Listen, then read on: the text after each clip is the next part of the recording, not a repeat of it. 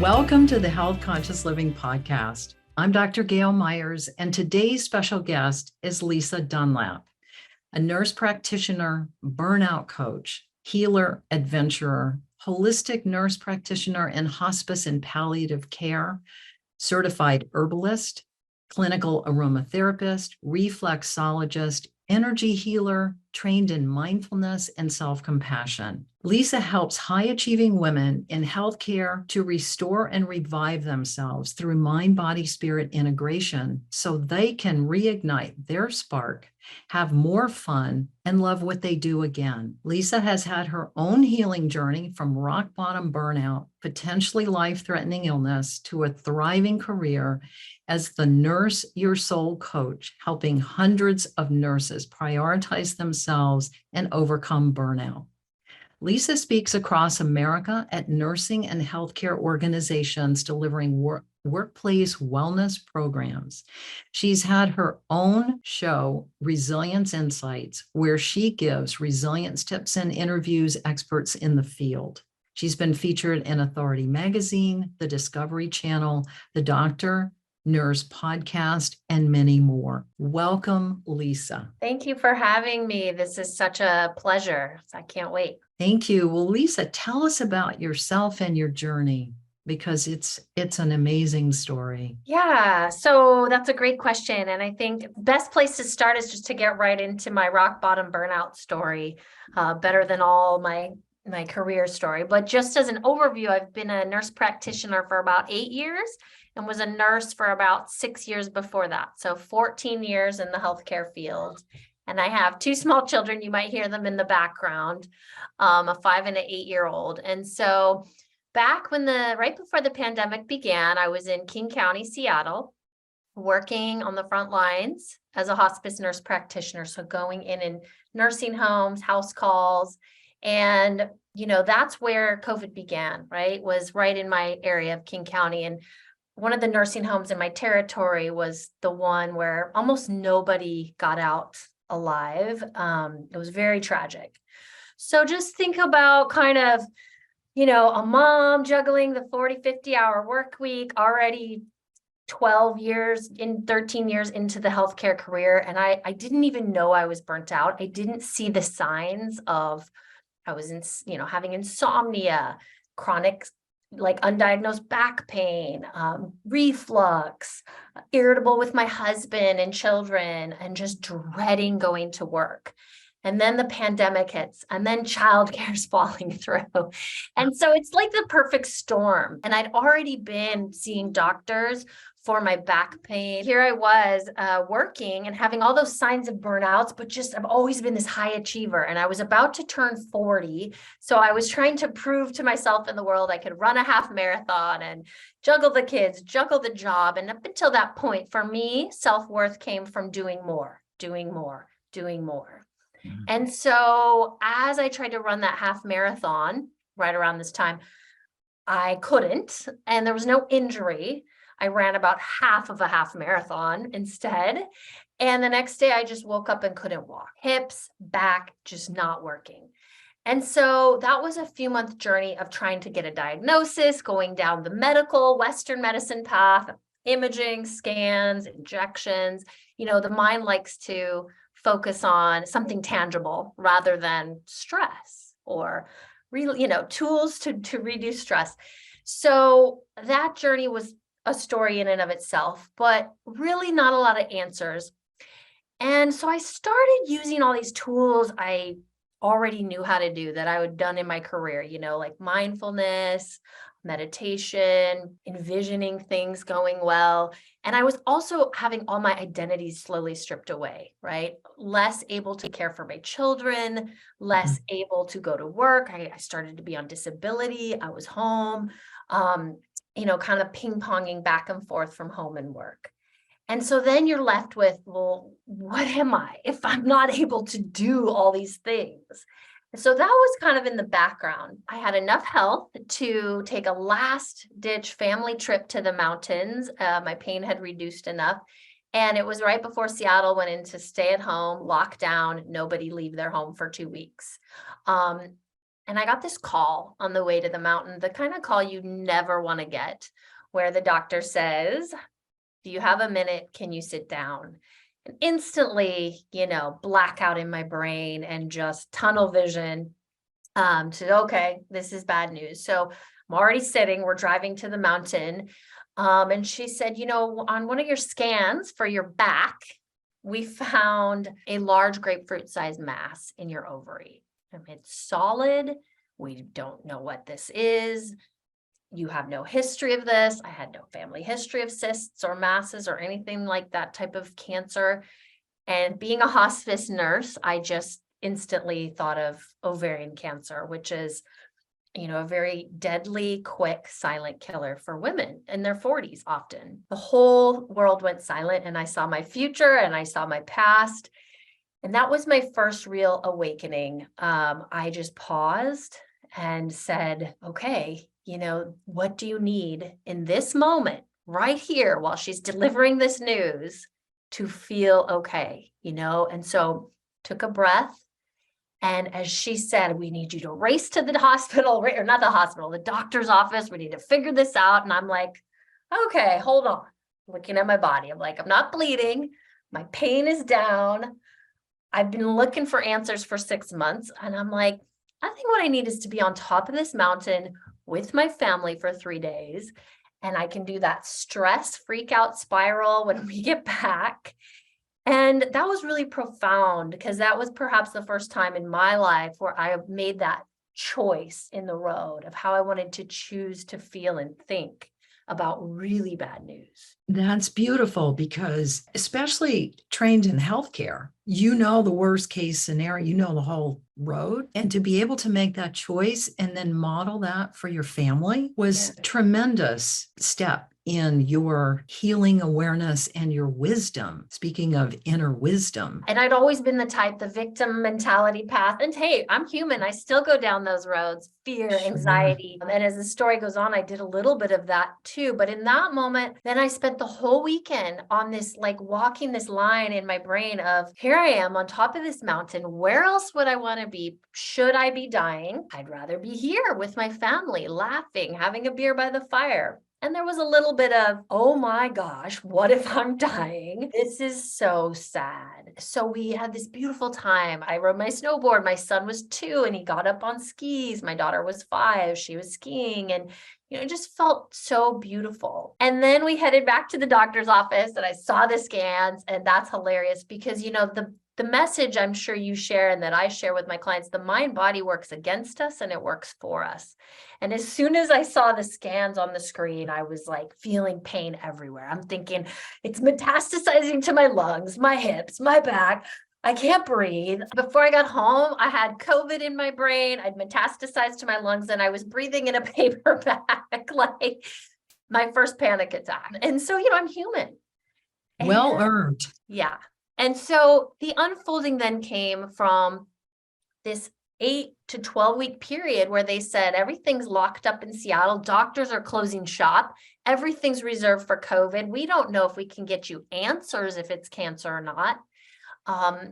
And being a nurse practitioner who's a pretty empowered woman, I did a lot of advocating and using 2 health systems, which is a whole nother conversation, against each other.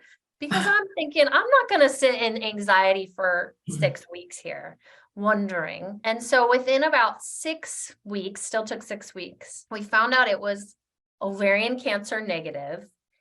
And in those 6 weeks, as I did that dance, I began to even go deeper within, where I said to my husband, no matter what, every day at noon, I want to go on a meditation mat in my room. You take the kids because they're home with us and he's working. And I am going to just ask myself the most important question of my life, which is, what is it I need to feel nurtured in this moment, in this circumstance? COVID, lockdown, potential mass cancer, we don't know, and give it to myself. And that's 2 things, really: asking the question, but then actually delivering in the moment, not as a checklist, add it to the list for tomorrow yoga class. What's possible with a 2 and a 5-year-old stuck at home in pain, wondering, okay, barefoot moments in the grass, mindful 5 senses practices, hand on the heart, and we can go through a couple of these later, but self-compassion, being present with the tough emotions I was feeling and being kind to myself rather than, oh, you loser, you can't mother your kids, you're not at work, you're in pain. I mean, that's what the brain does. Oh, I should be doing yoga and working out. None of that. It was, you know what? I want to lay on that yoga mat and cry. Okay. I'm going to lay on that yoga mat and cry. I'm going to call a friend and just talk. And the other thing I did, because I am into the woo-woo stuff, is I called upon 30 people in my near community via email and said, this is what's going on. We don't know, prior to the test result, if it's cancer, what it is, if it's causing me pain. And please envision healthy cells and it dissolving. And I want you to see me surfing, snowboarding in your brain. And a lot of the time when I'd spin into fear, Gayle, I would lay on that yoga mat and I would envision the reverse. I'd envision and I would talk to my ovary and I would say, thank you for doing all you do.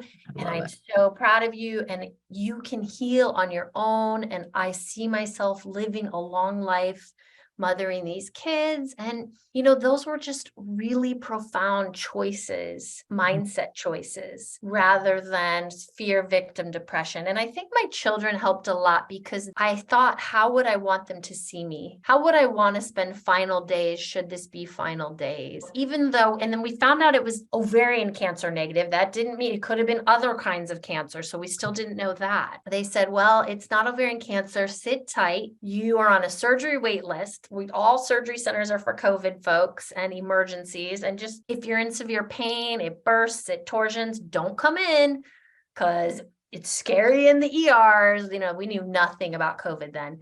And I'm thinking, what? I've lived a pretty privileged life. And I was pretty shocked at that thought of, wow, I can't access medical care. What a thought. And so there was a lot of waking up in severe pain nights where in the moment of pain, practicing, what is it I need to feel nurtured right now?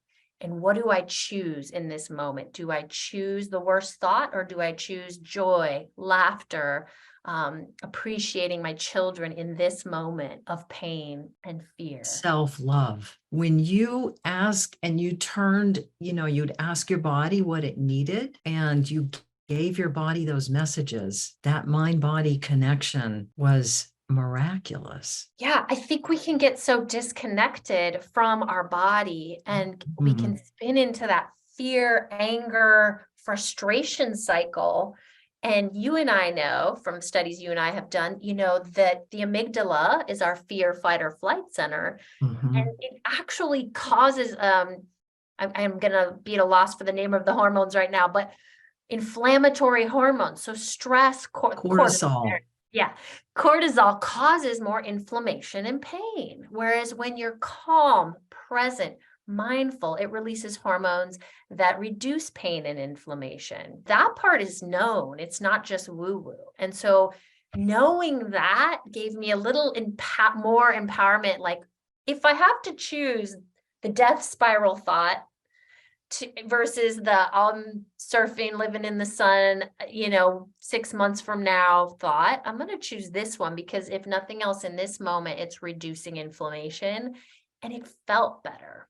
Yes, calming to the body. The other thing about the amygdala is that when we go into fear, we go into that part of our brain that's all about danger, and that takes you down the spiral. So you can't access that other part that you stayed connected to. And I think breath is the thing we hear the most, but that is what takes me out of fear. And having a traumatic childhood, other trauma events in my life, I often didn't even know what I was feeling through this journey. So I had to start with deep breaths, going outside and feeling my senses, experiencing my senses. And then I would downregulate to, what are you feeling? Are you afraid? Are you angry? Are you feeling low self-worth? Okay. And then kind words to those feelings. And so it took sort of this layered process. And luckily I was home and I was on disability. So I know not everyone who's working with children can have that. But these little moments, studies show even Dr. Kristen Neff does mindful self-compassion research, and 6 weeks of healthcare workers doing mini moments on their shift of mindfulness or self-compassion add up to reduce anxiety, burnout, stress, fear. And so that's really powerful. So the story went on, I was doing those things. We were stuck at home, had the children there, and finally got surgery, right? And through this time, lo and behold, pain was reducing, mood was going up. Of course, I'm starting to understand that maybe I've been burnt out for probably 13 years, ever since I graduated nursing school, because of the culture they give you in school, going for surgery, finally, and there's nothing there. There's no mass. There's no imprint. If it had burst, there'd be a print, there'd be fluid. The doctor got 5 sets of eyes, 10 eyeballs, to come in and look at my old scans and inside my body, and she just was aghast. So the 8 weeks from when they discovered it, I think, to when we did surgery, and they gave me a little bit of a hormone pill, but she said never had it shrunk like an 11 centimeter. That's about like the grapefruit down to nothing. She said maybe a centimeter shrinkage. And so she came out and she said, yeah. I said, did you take out my ovaries? That was the plan. And, or the ovary. And she's like, no. And I'm like, what? She said there was nothing to take out. How did you feel when you heard that news? I'll be honest, at first I was a little angry because I'm like, why did I go through this surgery? First, I was like, that's who I am. Thinking, what the? But then I really was like, hey, so what? It is what it is. I just knew. I knew that all these holistic tools I had learned even long before nursing, they came before nursing for me, worked. The mind-body connection was so connected that in my case, not in everyone's case, this was a ball of stress and burnout that had been created through my own journey of stress. And then it dissolved through my own journey of healing, and that diligent noon practice, feelings, letting things go, having, an envisioning manifestation practice.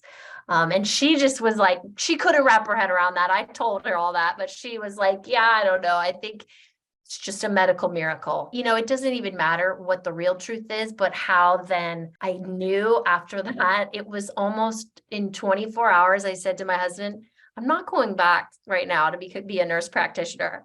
I'm quitting this high-paying job, and I'm going to spread this message to help other women in healthcare learn tools to heal themselves. I didn't know what it looked like, and he was, almost a heart attack. So that's how the business birthed and my healing journey. It is amazing. And I had my own healing journey very much like that. And so I am completely affirmative. And I love that you're sharing this with the audience.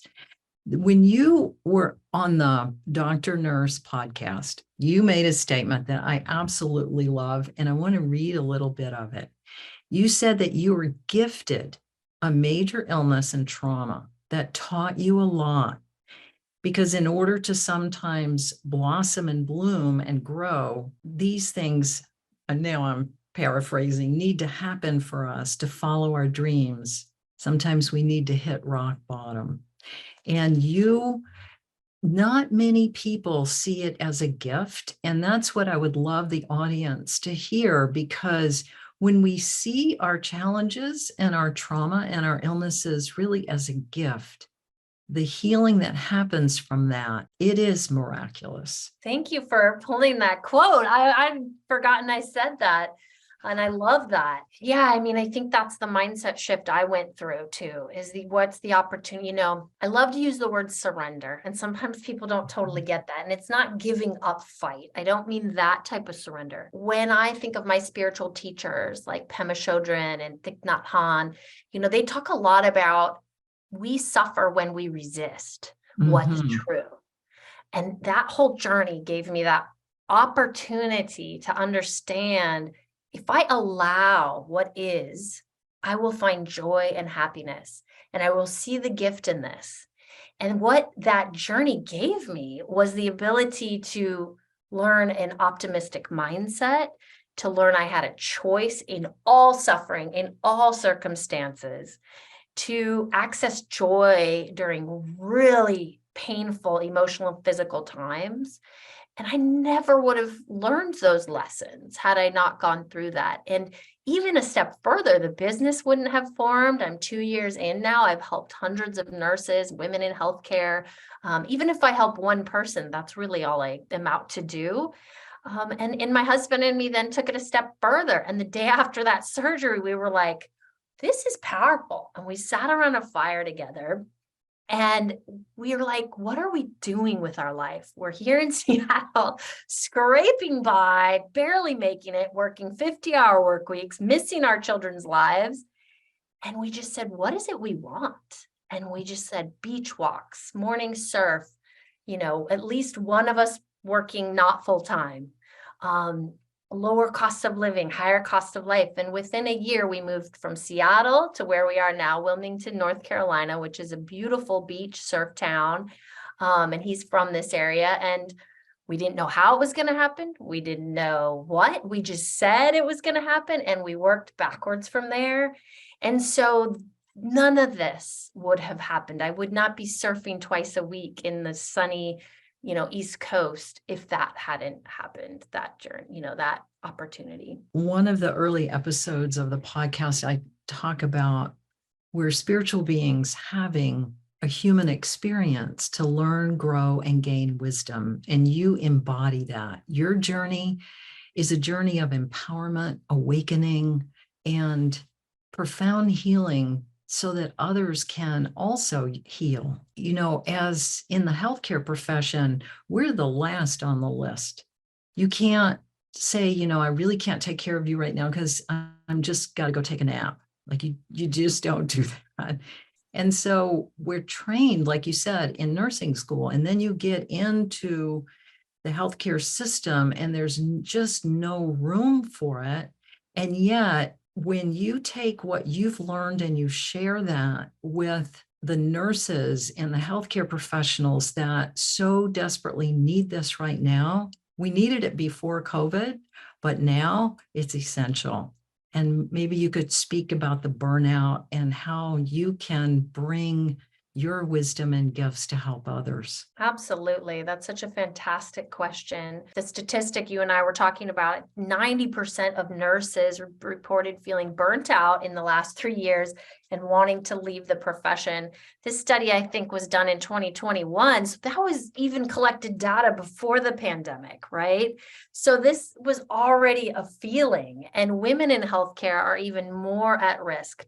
Female doctors, female nurses of depression and burnout for a whole slew of reasons. They are like 50% more likely to get burnt out than men.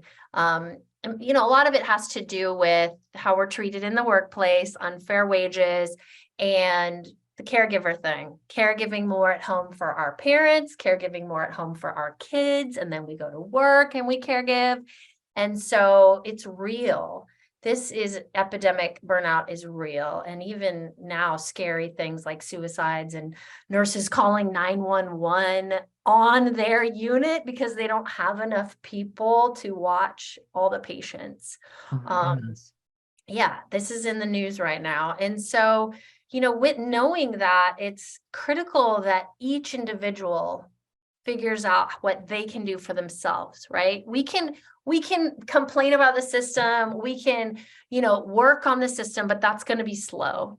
And so the power of what can you do to nurture yourself? And I talk to my clients as almost like a food group. They never thought about self-care, self-nurture in this way.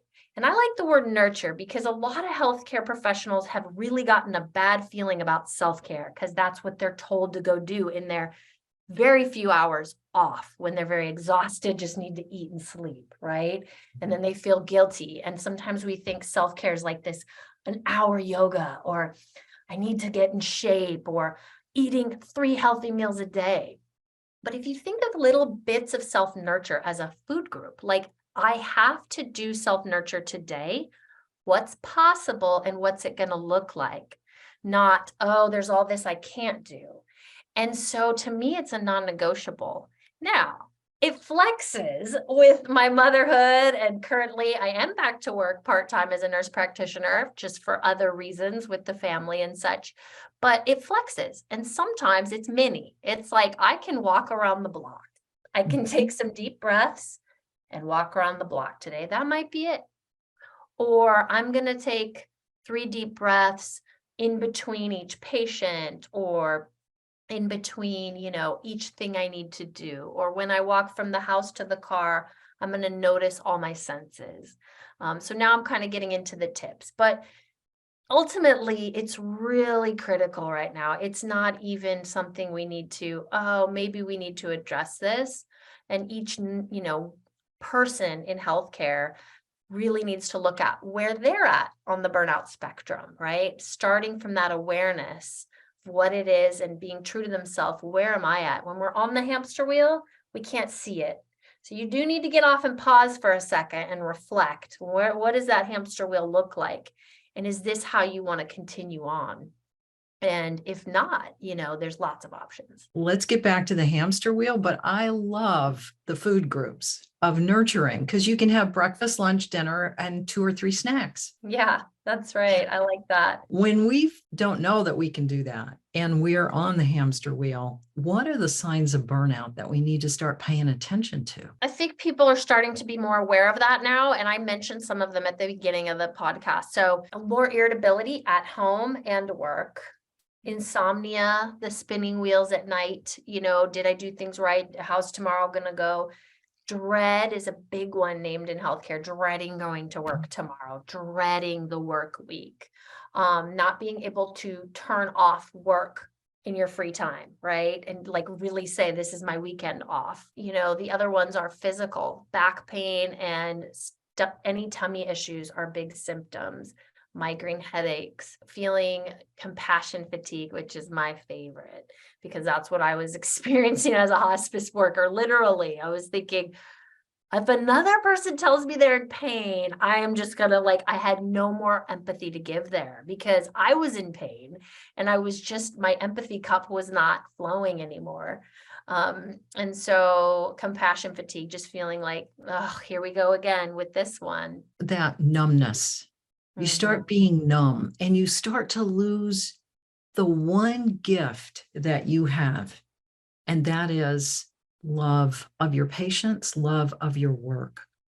And when we start to lose that, maybe it's not the enthusiasm we started with, but by the time you get to this point, it's like, what's that? And so those pieces are so important. And let's talk about the compassion piece, because that I think is where you shine in your work, in your coaching, and in your VIP days. And so tell us about that. I do want to mention one more. You got me thinking is hopelessness. I think there's that feeling of I'm so stuck. What's the point? What's self-nurture going to do? There's no other options. We get in a silo and we can't see all that's out there for us. And that's where coaches come in and retreats and podcasts like yours. So I just wanted to add that. But compassion, as I mentioned, is so powerful that the studies show that if you practice it, it can really reduce your symptoms of burnout. And what I learned was I thought giving more and more and more here was going to make my cup full and happier. And it was the opposite. And I had to do what felt against the grain, almost self-indulgent. Like I started practicing kind words to myself. And, there's 4 steps to self-compassion, at least the one I teach that I learned from Dr. Kristen Neff, who researches self-compassion. And the idea is that we all have an inner critic, and that inner critic is helpful for making us get degrees and get better at things and push ourselves. So we don't want to push that inner critic away, just like in mindfulness. The goal is not to stop thinking. It's to become more aware of that inner critic. What's it saying? When does it crop up? Mine comes up when I'm tired, stressed, in pain, overworked. And it's pretty mean, like really mean. Us high achievers have a strong inner critic. Things just like you don't deserve rest, or What are people going to think of you if you quit your job or take a day off, or, all these things, guilt, self-worth, that kind of stuff. And that's part of the training. And that's part of the culture that we Yep. have arrived at this point. It was the culture of, you can do those extra shifts and you can go without sleep and, you can be tough and you can just keep going. And then the pandemic comes along and nobody's prepared for that. There is no training. I mean, unless you're in the battlefield, and this was ongoing for years. And so now here we are, and the self-compassion piece isn't self-indulgent. It's necessary. It's absolutely necessary. Yes. I was going to come back to that because I didn't want, yes, that's what I had to learn. There was nothing wrong with nurturing myself first.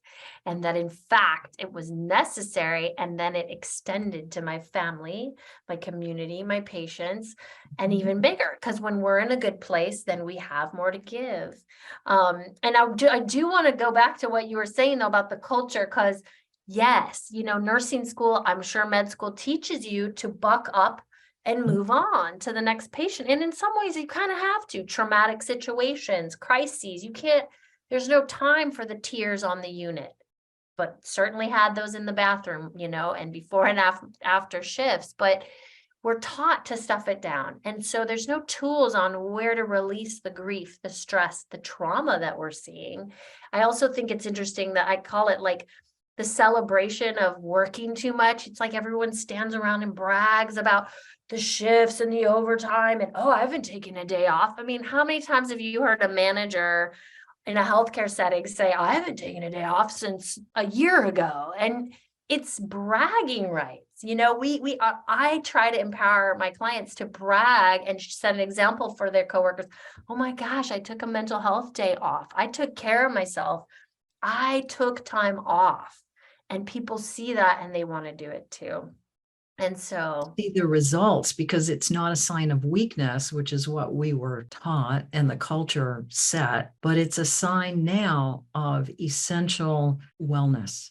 You're allowed to say self-care. I think people identify that. I think it's just in my practice, it's been a shift. But yes, I think people feel, and that's that inner critic, less than if they take a day off, guilty. And we feel like we're a better nurse practitioner if we do more, take on more.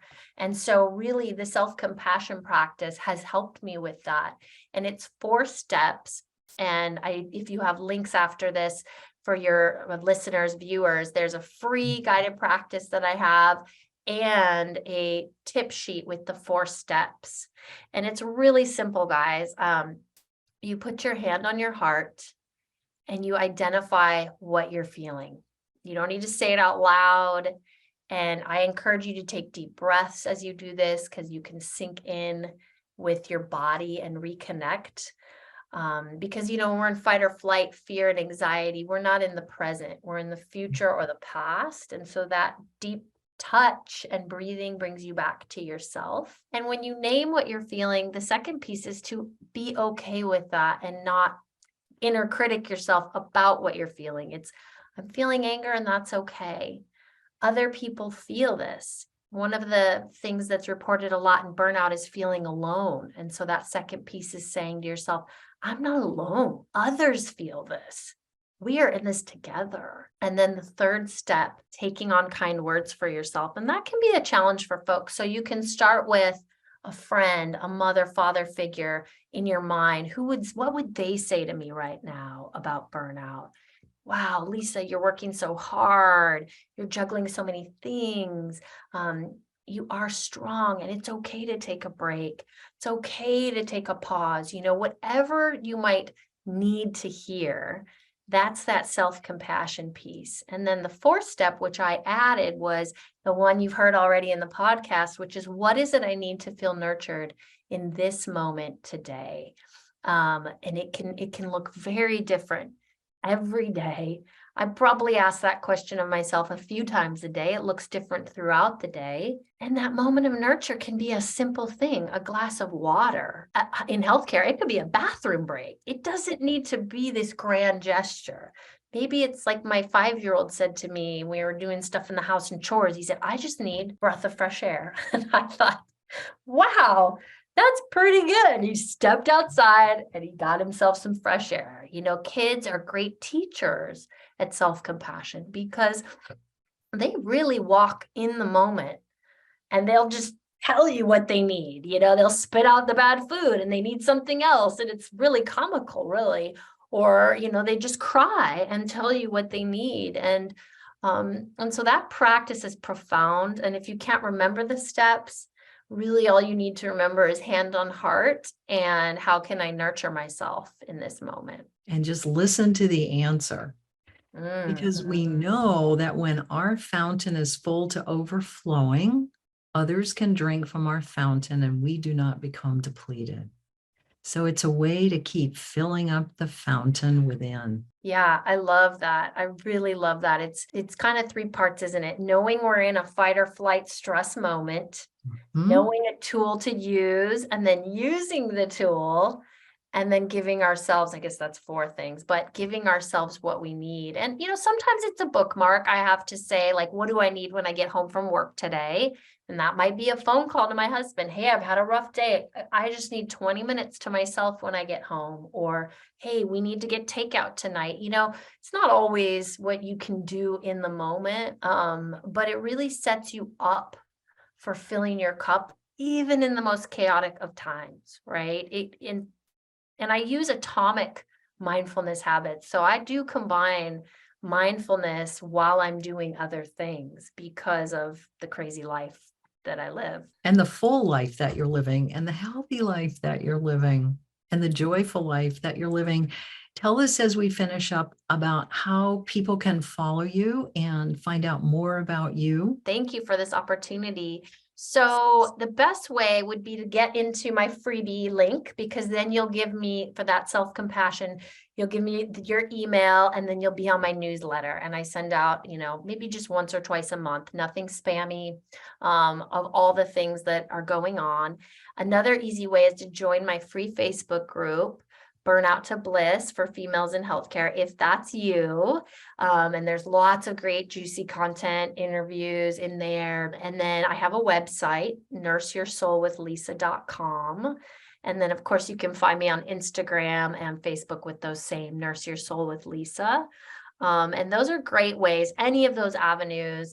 I'm always in my DMs. You can message me with a question, a comment, a takeaway. And then the other thing that'll be coming up in the spring, because the weather's kind of getting crummy, is these adventure fun VIP coaching days, or 2-day retreats here in Wilmington. So where women in healthcare can come and we can do a little bit of surfing or stand-up paddleboarding or hiking. And then there will be coaching mixed in, burnout coaching, some regeneration, something like sound healing or yoga from other people that I know in the area. And you'll be with others in your shoes. And I'm real excited about that, because it's one thing to talk about what we need to do, but to actually just have the experience and the forced time off and really remember what fun and play and self-nurture looks like. Sometimes we've forgotten what we even love to do anymore. And what I love about that is that it's about connecting to life, to being in life, connecting to life, and connecting yourself in the natural world